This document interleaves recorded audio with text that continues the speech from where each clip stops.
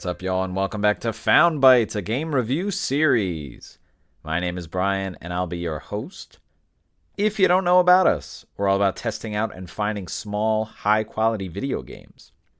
This is a podcast that aims to respect your time and money as a gamer and a consumer by sifting through storefronts and sales to find those gems that may be worth your precious resources.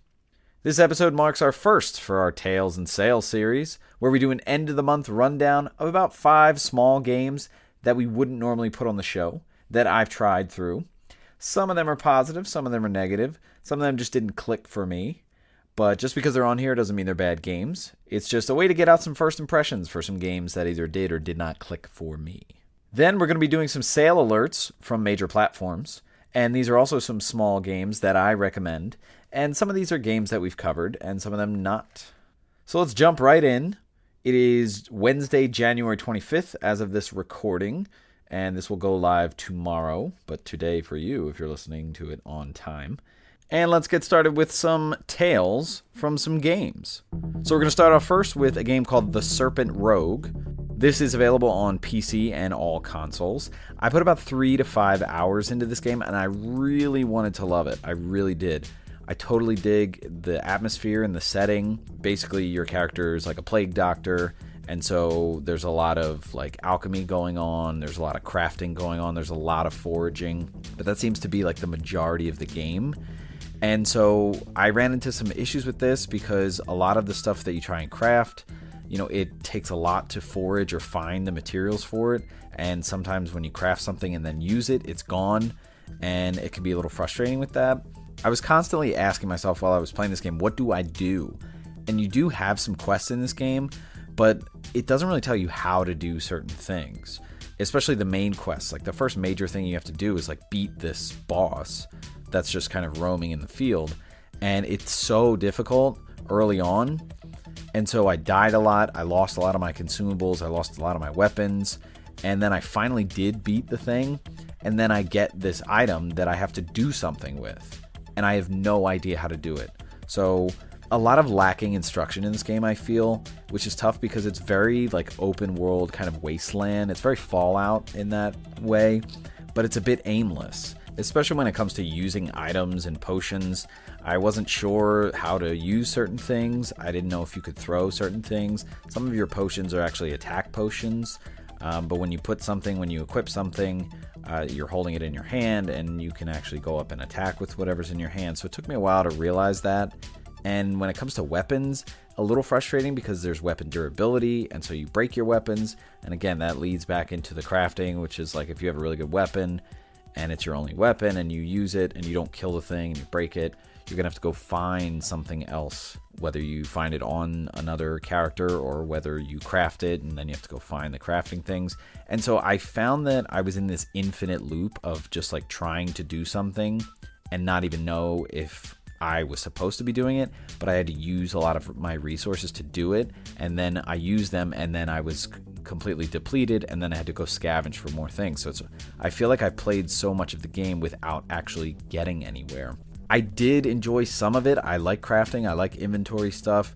It is different, but I'm not sure if I can really put more time into it. I do suggest giving it a try, especially if you like the Plague Doctor aesthetic, but I don't know if I'm going to put more time into that game. Next up, we have a game called Source of Madness. This is also available on PC and all the consoles. I only put about an hour or 2 into this game. I really dig the art and sort of the detail that's really put into the visuals, but I feel like in a lot of situations it comes at a cost because a lot of these enemies are like these giant creatures and you're hitting them, and when you kill one of them, they just kind of fall on the floor into this amorphous blob, and they keep falling. Like the pieces of them just keep falling.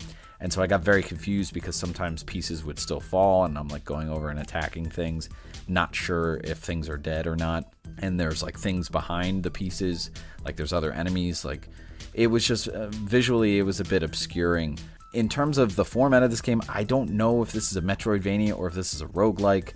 I think I died once and I got moved back and I didn't know what I had progressed.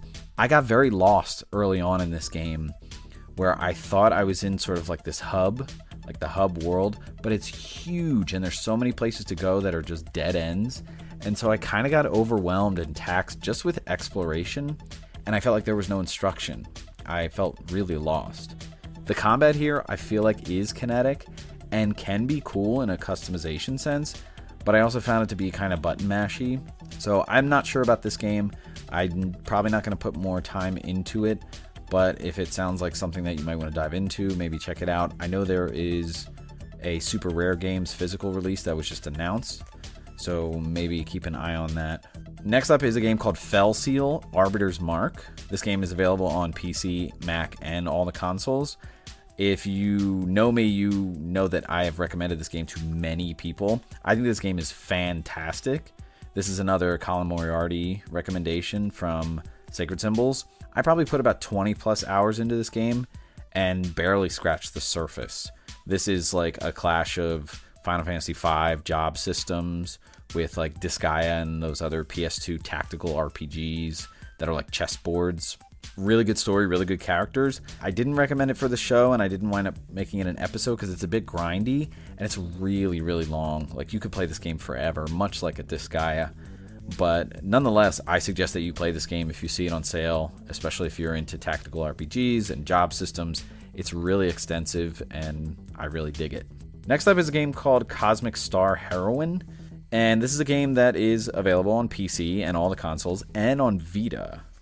I think it actually might be cross-buy on Vita. I put somewhere between 1 and 2 hours in this game a while back.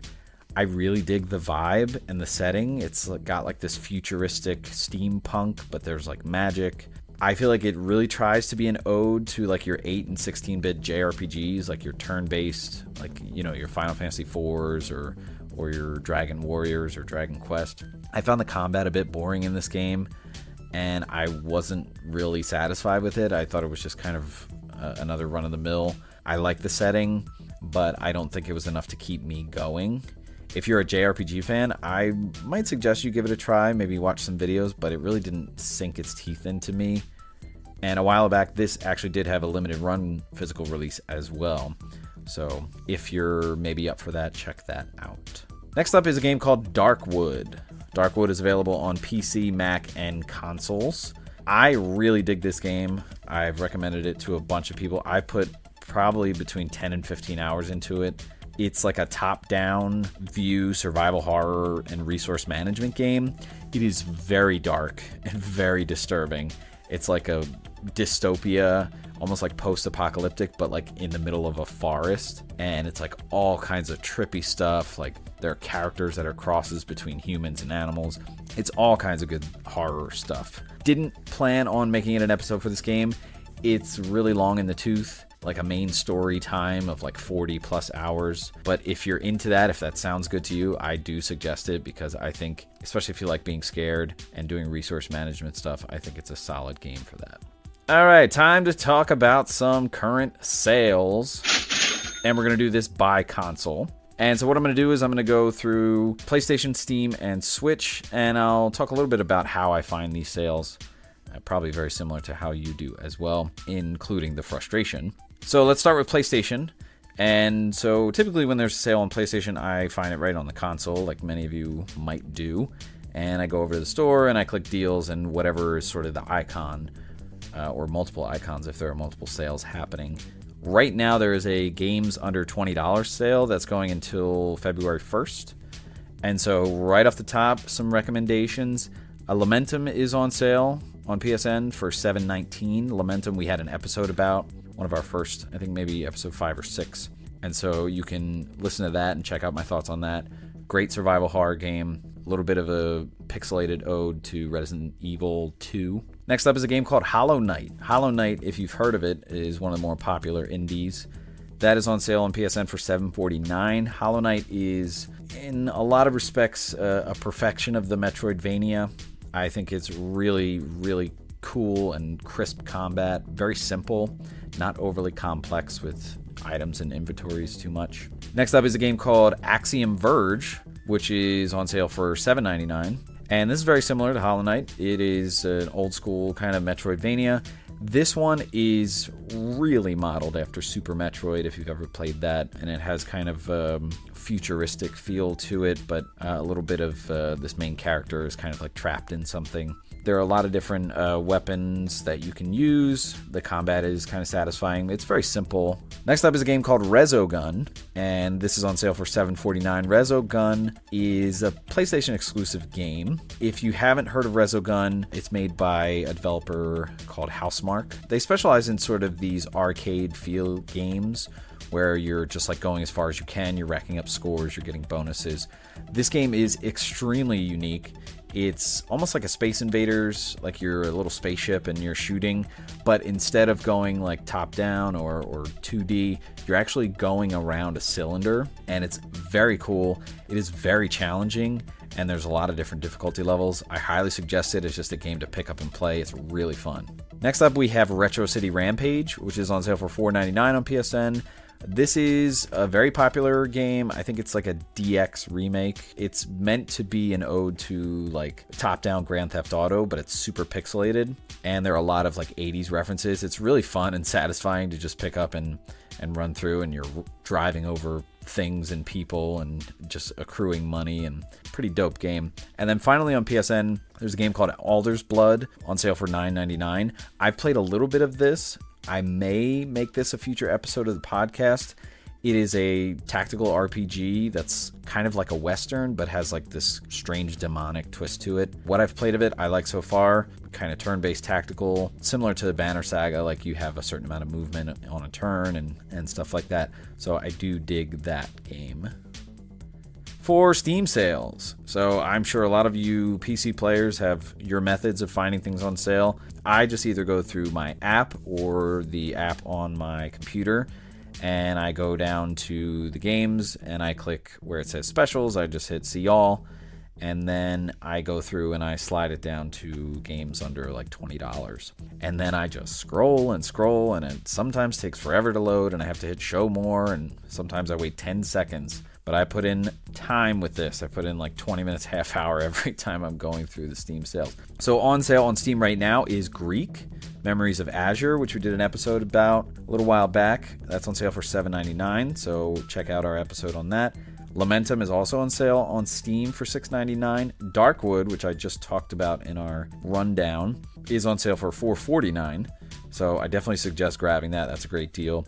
Moonlighter is a game you may have heard of. It's like a dungeon crawler. The premise is that you're a shopkeeper, and at night what you do is you go into dungeons and find things like minerals and materials that you then bring back to your shop and sell during the day. So it kind of has a little bit of that like Stardew or Harvest Moon, or not Harvest Moon, Rune Factory, where you're doing everyday life situations and tasks like being a shopkeeper, and then you're fighting kind of at night. So highly acclaimed. I played a little bit of that, but I want to get back to more of it. And Blossom Tales is a game that is available on Steam for $3.99 right now. Blossom Tales is definitely an ode to top-down Zelda's Link to the Past, but more recently like your Minish Cap. Definitely has vibes of that. Kind of simple in the gameplay and combat department, but a nice wholesome game to just kind of pick up and play. And finally, Switch sales. So for Switch, what I do is I go onto the console and I go to the eShop and I hit great deals to see the great deals. Currently, right now, not a lot that's cooking. In fact, I only have 2 games here that I would recommend on the Switch eShop that are on sale. One is called Under Dungeon, and that's on sale for $2. I just bought this game and I just started playing it. I really dig it. Like, you're a cat, but you're in a dungeon, and it's very similar to like Link's Awakening, and also has a lot of vibes of like Undertale, where it's like a top-down view and you're just going screen to screen, and it's just like combat, like you're rolling through the dungeon. I really dig the vibe of it, the premise, so definitely check out that game. And then finally, Child of Light is on sale for $4.99 on Switch. If you have not played Child of Light, you absolutely have to. It is a great game. It's made by Ubisoft when they started to do like some smaller indie games. It's very storybook, like it's pastel colored, I think hand-drawn. It's really beautiful, but it's a turn-based RPG, so definitely check that out if you have Switch for $4.99. All right, so definitely jump on these deals that are on sale right now. I highly suggest them. And next time, we'll be back with a normal episode at the beginning of February. Please feel free to reach out with any comment. If you like the format of what we're doing here, if you want to see more of this, please let me know. I'm all about the feedback. So that's going to wrap it up for this episode.